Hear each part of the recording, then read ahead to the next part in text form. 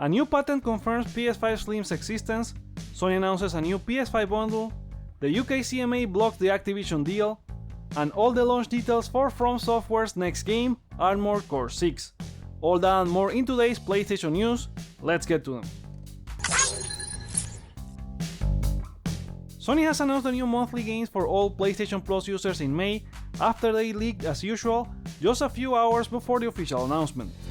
Starting on May 2nd and until June 5th, you can download Grid Legends for PS4 and PS5, Chivalry 2 for PS4 and PS5, and Descenders for PS4.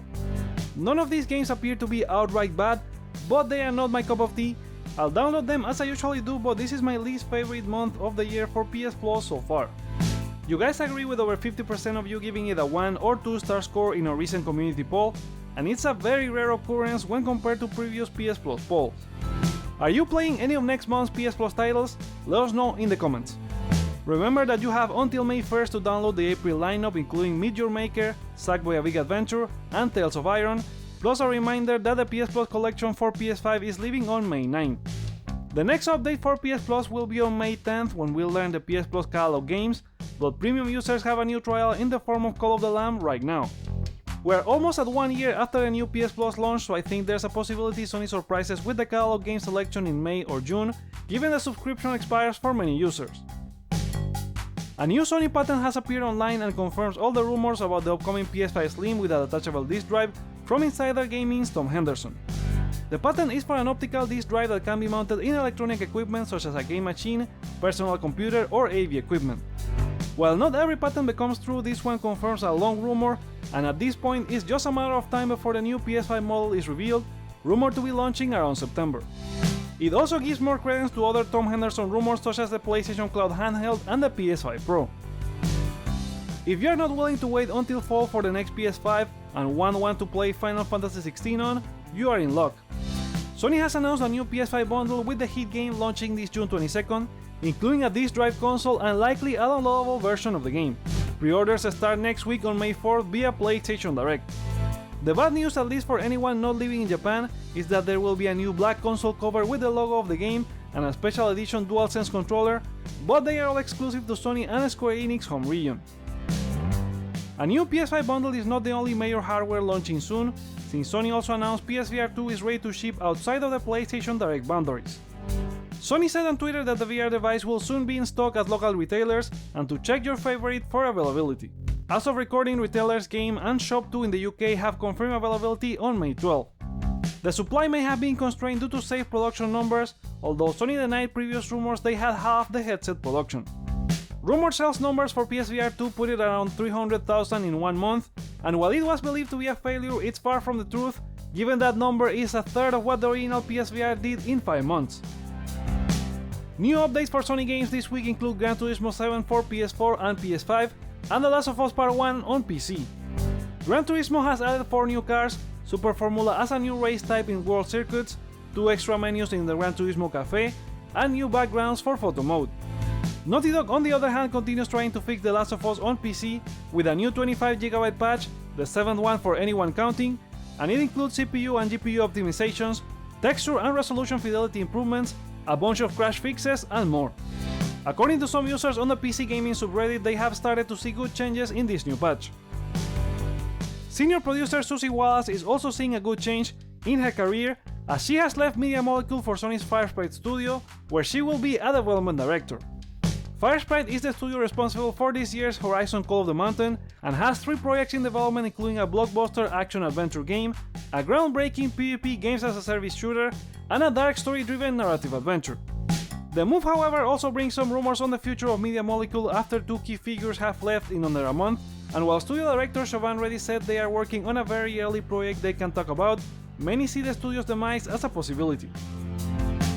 The Microsoft Activision merger is also seeing a probable demise, as the UK CMA announced on Wednesday their decision to block the deal on the grounds that it may affect future innovation in cloud gaming, given Microsoft control of over 70% of the market, including Xbox Cloud, Azure, and Windows.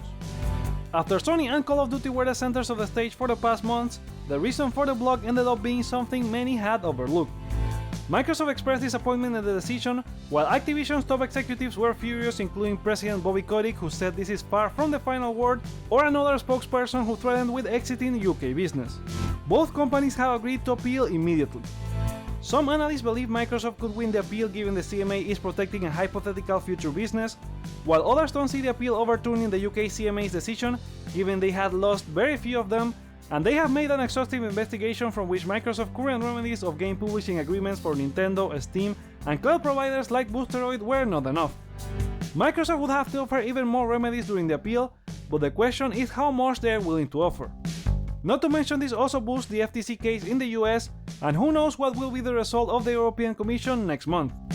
So we will continue hearing about this news for a long while. Yay! One thing we'll be hearing, or rather looking at today, and maybe you have already seen it by the time you are watching this video, is the first look trailer at Twisted Metal. PlayStation retweeted the first image of the TV show posted by Peacock, featuring Anthony Mackie and Sweet Tooth's popular ice cream truck. The series comes from PlayStation Productions and Peacock, expected to premiere on July 27. Moving on, Armored Core 6 will indeed be available this year, as a new trailer from Bandai Namco confirmed recent rumors that the game would be launching on August 25th. The trailer features amazing gameplay with some insane boss fights, plus teases some of the story as you look for a powerful energy source called Coral, discovered at Planet Rubicon, which futuristic mega corporations go to war for. Bandai Namco also shared pre-order details for every edition, including a standard edition either physical or digital going for $60, a digital deluxe edition for $70 with a digital art book and soundtrack, a collector's edition for $230, and a premium edition for $450. Getting the PS4 version will give you a free upgrade to the PS5 version, while the digital editions will include both versions of the game. Getting any edition early gives you the Melander C3 G13 Special Customization Tenderfoot Pack, including a Melander C3 part set, an early unlock emblem, and an exclusive decal. From Software is also working on another Untitled project that has turned out to be the Elden Ring Shadow of the Earth 3 DLC they announced earlier this year.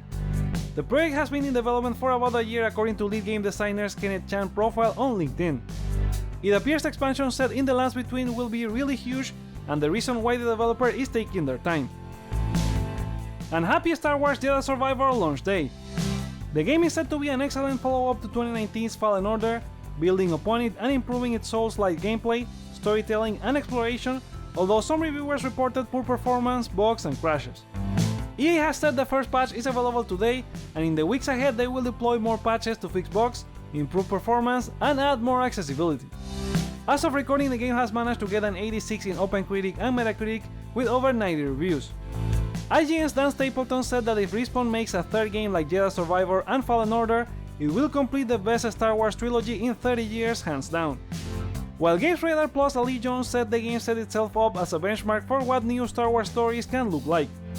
Aaron Sodi from the 6 Axis was a little more skeptical, saying the story is predictable and platforming could be sharper, but the sequel builds upon the ideas of the original. Are you jumping into Star Wars today? Let us know in the comments or look for the poll in the community tab. Time for a new update on Remedy Games projects after the most recent earnings call happened this week. Remedy CEO Taro Bertala said that Control 2 and both Max Payne remakes have moved to the proof of concept stage as they work on the world building and gameplay for the Control sequel. Meanwhile, they expect to grow the Max Payne teams by the end of the year. Besides that, Alan Wake 2 is in the last phase of full production, so considering they have reiterated multiple times it will launch in 2023, we should be seeing more about it soon. The one we are for sure going to see more this summer is Cyberpunk 2077 DLC Phantom Liberty. CD Projekt Red tweeted they will start talking more about it in June, and will start hands-on for the press and content creators during the Summer Game Fest play days, plus there will be hands-on opportunities for community members in the future, and maybe they also give us a release date by then. Speaking of DLC, Sonic Frontiers is set to receive a very important story DLC, announced as part of the third update in their 2023 content roadmap. Comic book writer Ian Flynn, who worked in the story of the main game, and has also worked on several other Sonic stories, has confirmed on Twitter he will be returning for the story DLC. He said he already received the key story details from director Kishimoto-san, and his work is to flesh it out. Another game receiving a new update and one that you can play today is Gotham Knights, as WB Games announced a new 15th-floor heroic assault raid called the Kelvin Incident is out today. The update adds new enemies, new gear, new transmogs for your gear and bat cycle, plus a bunch of fixes, accessibility options like remappable controls, and more. They also teased new DLC which leaked via Batman Arkham videos, set to feature Harley Quinn, Mr. Freeze and Clayface in redesigned boss fight. And those are the PlayStation stories for today. Come back on Monday for a new video, but remember to share your thoughts on any of this news in the comments below, like or dislike to let me know your feedback, check out other videos you may enjoy while you're here, and consider subscribing for more on PlayStation. Thank you so much for watching, my name is Joseph, this is Hype for Games, and let's get hype!